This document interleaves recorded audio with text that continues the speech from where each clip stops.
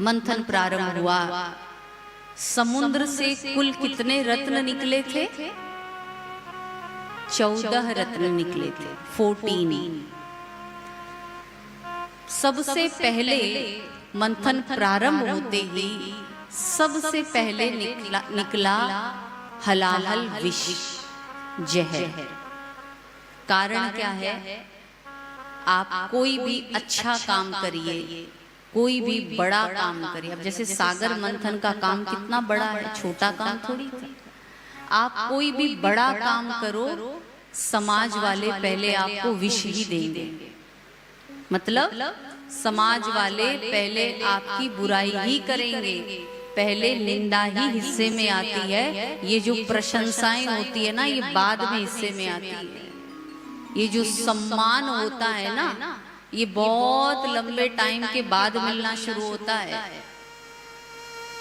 शुरुआत में जहर ही पीना पड़ता है नारायण। मगर याद रखना, सागर मंथन से ही जहर निकला था और लास्ट में सागर मंथन से ही अमृत निकला था। जो लोग जहर परोसते हैं ना, पहले जो लोग आपके काम की बुराई करते हैं, आपके काम की निंदा करते हैं, आप अपनी लगन से उस काम को करते रहिए। एक दिन वही लोग फिर वहीं से अमृत निकलता है, एक दिन वही लोग फिर प्रशंसा करते हैं। हमने भी देखा, जब हम कथा क्षेत्र में आए तो हमने भी अपने लिए बहुत निंदाएं सुनी, अपने लिए बहुत पटांग बातें सुनी। ऐसा है, वैसा है, इसलिए कथा करना, ये वो, ये बहुत, मतलब कहीं पहुंच जाए तो लोग देखना पसंद न करें। आज वही लोग बगल में खड़े होकर फोटो खिंचाते, अरे ये तो अपनी है, अरे ये तो मेरी, ये लगती है, तो मेरी है। तो ये सागर मंथन की लीला है। पहले जहां से बुराई उठती है ना, तो आप उस पे ध्यान मत दो, आप अपनी लगन से अपना काम करते रहो। इसी बुराई वाली जगह से एक दिन पक्का प्रशंसा उठेगी। यही सागर मंथन सिखाता है। लगन मत छोड़ना और काम में बेईमानी मत करना। तो सागर मंथन से सबसे पहले निकला हलाहल विष। अब विष निकला तो सब डर गए, कौन पिएगा, कौन पिएगा? तो उस विष को किसने पिया था? भगवान शंकर ने। वैसे तो लीला बहुत विस्तार से है, पर आपको मेन पॉइंट बताते हैं। भगवान शंकर ने जब हलाहल विष पिया तो भगवान का जो कंठ था वो नीला पड़ा। भगवान ने विष को कहाँ रखा था? कंठ में। किसी ने कहा, बोले बाबा ये कंठ में विष को क्यों रखा, नीचे ही उतार लेते। तो बोले बाबा ने कहा कि मैं राम जी का भगत हूँ, मेरे हृदय में तो राम जी बैठे हैं। अब जिस हृदय में राम जी बैठे हैं वहां विष को कैसे जाने दूं? बोले अच्छा, नीचे नहीं उतारते तो मुख में ही रख लेते। बोले मुख में राम का नाम रखें कि जहर रखें? अब दोबारा मंथन प्रारंभ हुआ। फिर निकली एक गाय, गाय को कामधेनु गाय। इसको ऋषियों ने लिया। उच्चेश्रवा नामक एक घोड़ा निकला, उसको नारायण इंद्र ने, दैत्यों ने ले लिया। ऐरावत नाम का निकला, उसको इंद्र ने लिया। कौस्तुभ मणि निकली, उसको भगवान ने ले ली। फिर कल्प वृक्ष निकला, वो देवताओं ने लिया, वो स्वर्ग चला गया। अब मंथन चलता रहा, चलते चलते सबसे बाद में निकला, काफी देर बाद, अच्छा पहले मदिरा निकली। ये जो शराब है ये भी सागर मंथन से ही निकली थी। शराब निकली, फिर ये दैत्यों ने ले ली। फिर उसके बाद मंथन हुआ, तब सागर मंथन से साक्षात लक्ष्मी मैया का अवतार हुआ।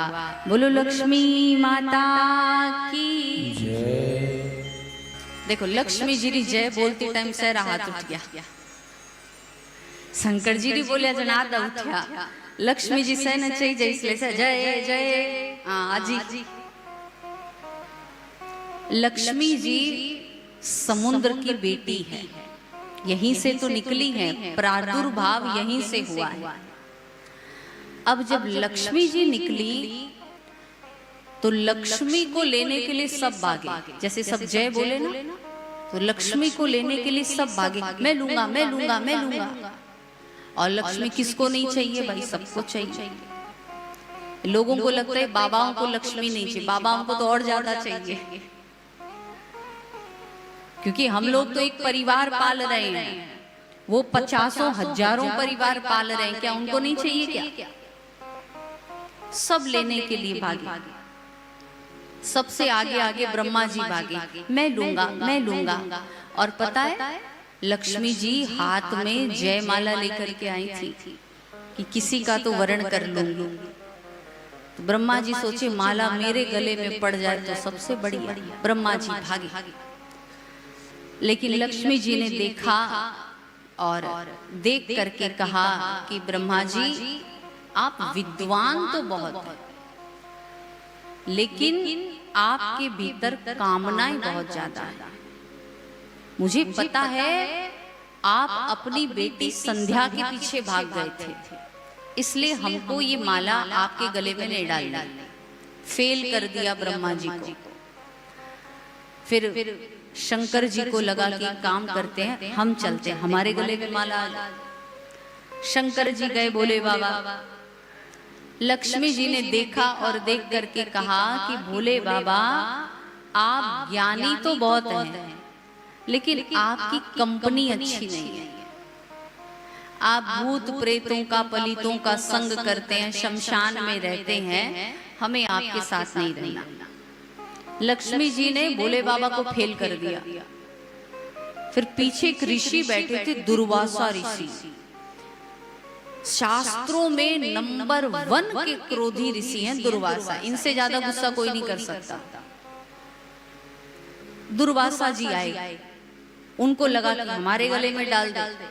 तो लक्ष्मी मैया ने कहा कि दुर्वासा जी आपने तपस्या तो बहुत करी है, लेकिन आपके अंदर क्रोध बहुत ज्यादा है। हम कब तक आपसे माथा मारती रहेंगे? आप हर दूसरे दिन घर का माहौल खराब करोगे, लड़ाई करोगे, आप दूरी रहो। लक्ष्मी जी ने सबको फेल कर दिया। हमारे महाराज जी कहते हैं जिसके पास लक्ष्मी ज्यादा रहती है ना, वो जल्दी किसी को पसंद नहीं करता, उसको जल्दी कोई पसंद नहीं आता। सोचो ब्रह्मा जी नहीं आ रहे, शंकर जी नहीं आ रहे, सबको फेल किया।